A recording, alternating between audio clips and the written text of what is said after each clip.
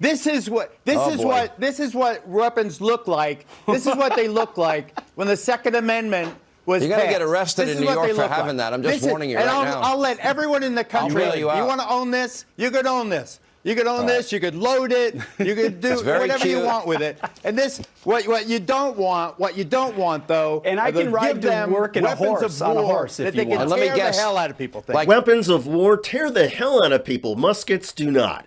And that was Geraldo Rivera during a tense debate over gun control on Fox News. There is an argument that if Geraldo is leading your argument or the pundit you have to rely on to win a debate, you are in deep trouble. Nonetheless, Geraldo was making a compelling and interesting point that more Democrats should pick up on.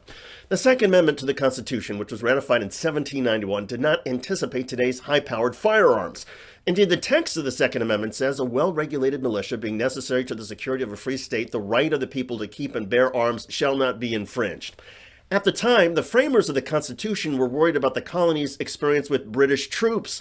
The founders wanted to make sure that people who lived in the colonies could defend themselves against the British or anybody else. And part of that defense meant making sure that citizens had their own weapons, so an invading force like the British could be repelled. The theory was that it's a lot easier to assemble a militia and defeat an occupying force if people have their own firearms. Likewise, if somebody invaded your home, the founders wanted to make sure you could defend yourself. But the focus was on defense, defending your house, defending your state. And a lot of legal experts today agree with Geraldo's point that the Second Amendment was never meant to protect offensive weapons like cannons or an AR-15. Naturally, that nuance is lost on Sean Hannity. Reality is whether it's a pistol, whether it's a rifle, America's Second Amendment is clear. The right of the people to keep and to bear arms shall not be infringed. Now, here you have Here you have the likes of Gavin Newsom. How many is too many, said Geraldo. That's another interesting question, because in the United States, we now have more firearms than people. The U.S. population stands at 331 million. The total number of firearms in the U.S., according to the gun industry, 434 million. Of these, about half, or 214 million firearms, entered the market in just the last 30 years. Modern sporting rifles like the AR-15 have proven to be extremely popular with gun owners, and in the United States, there are now an estimated 19 million AR-15s. So there's an AR-15 for every 17 people. You may recall that the Clinton administration banned the purchase and sale of assault weapons for 10 years. During that decade, mass shootings dropped by over 40%. Then, after the assault weapons ban was allowed to lapse, mass shootings went up again. And over the past decade, an AR-15 has been the weapon of choice in America's worst mass shootings. Nonetheless, some gun fanatics like Sean Hannity believe that, well, if police and security teams have weapons, we should all have weapons. Of Gavin Newsom, he is surrounded by armed guards. Hollywood elite are surrounded by armed guards. The people that make this country great have a right to defend themselves and their family and their property. And by people trying to take away that right from them, they are denying them the very security that they, the elite, have. But again, the elites, the elected leaders, the celebrities, they have trained security teams protecting them.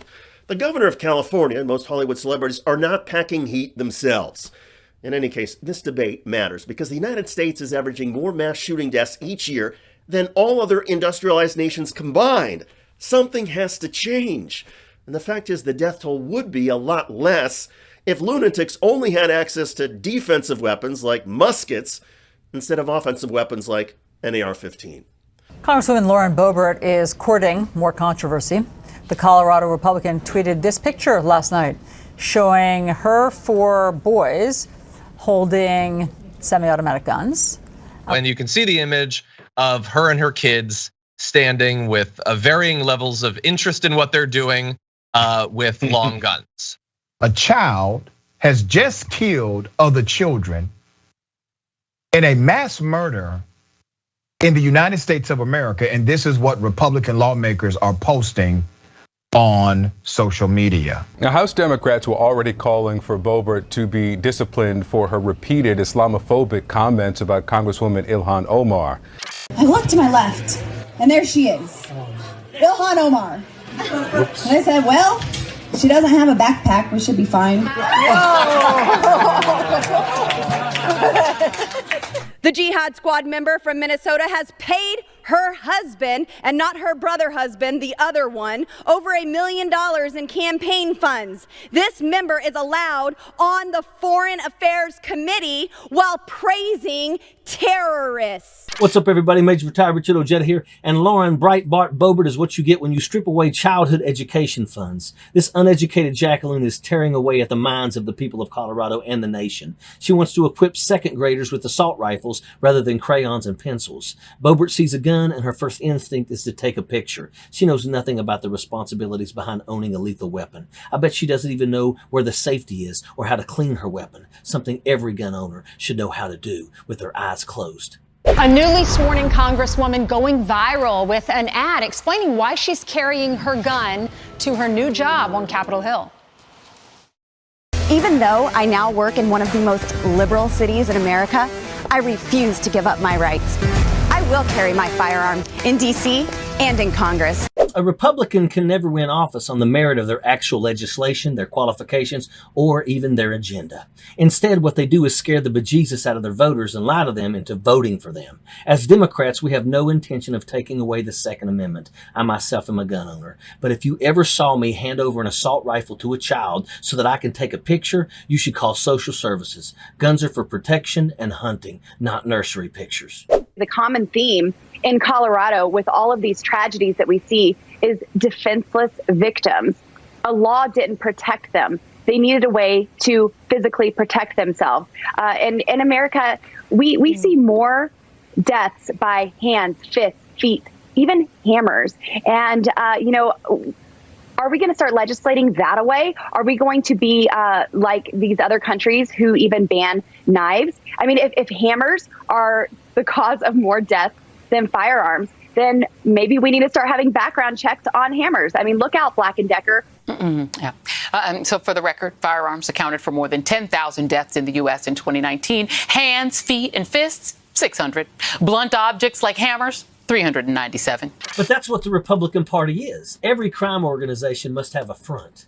Its facade to make it appear like a legal, honest institution. The Republican Party's front is nothing more than a pasteboard mask, an obvious sham for the ages, and people like Breitbart Boebert make that even all the plainer for the world to see.